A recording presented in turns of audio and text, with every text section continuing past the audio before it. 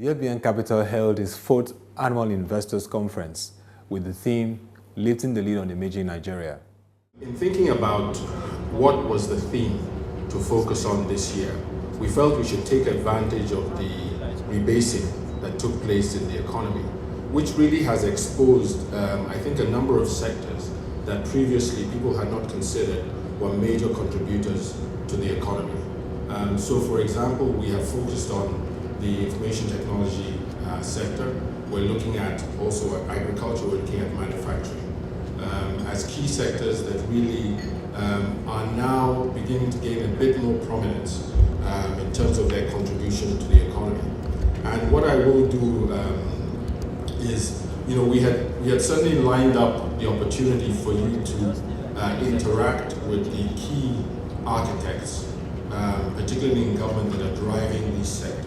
Also, there was a discourse on the economy. And I'm wondering about the quality of financial management in all 36 states of Nigeria. Well, I think what has happened in Nigeria over the past 15 years or 20 years is that the economic transition of this country has been moving much faster than the political transition.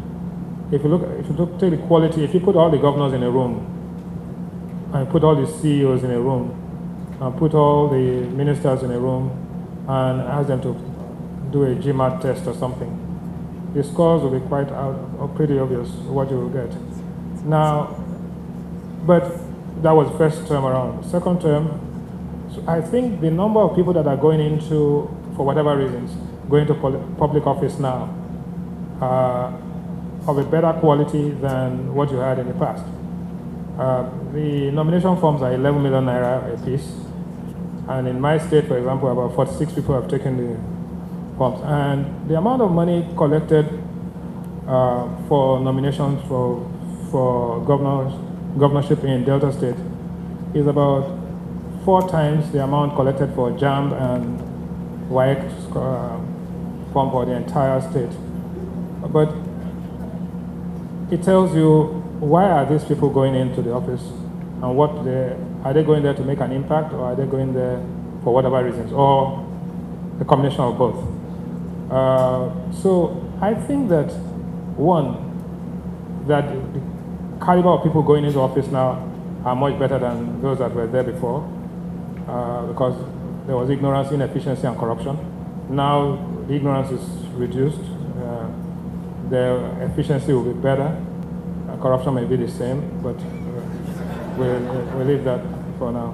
Now, having said that, but at least you have 3 negative variables, 2 are now positive, so compared to the past, you are in a better position.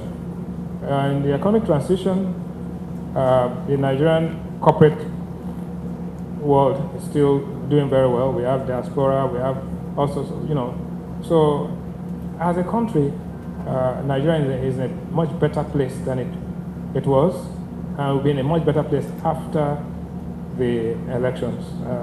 Because if you look at the graph of performance, public performance, Nigeria has always done better when oil prices were low and when there was revenue pressure than any other time. If you look at all the times that we've had lower prices, we made the adjustments, the economy took off. But every time we were comfortable and we had to do things voluntarily, it never worked. So this is a welcome development in terms of it means that we have to take some pain, but like they say, no gain without some pain, right?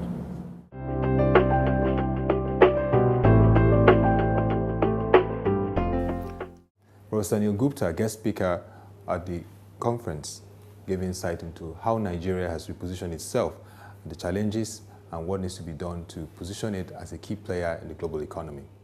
So let me share with you the overall perspective that I took in developing my talk, which is to say that, what is it different that I might possibly bring to this distinguished audience? And in studying, thinking about any system, thinking about Nigeria as a system, one can look at it from the inside or one can look at the system from the outside.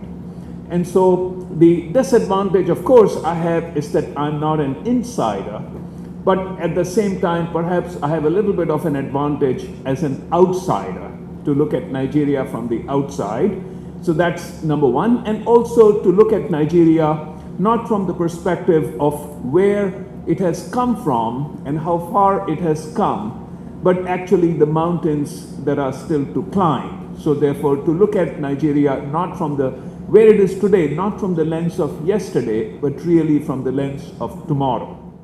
The discourse on Nigeria's economic transformation has begun, and we believe that through this conference, stakeholders in the public and private sector will begin to explore avenues of seeing how we can unlock the potentials in key sectors like agriculture, oil and gas, power, and even the housing sector that will overall transform and build a strong Nigerian economy.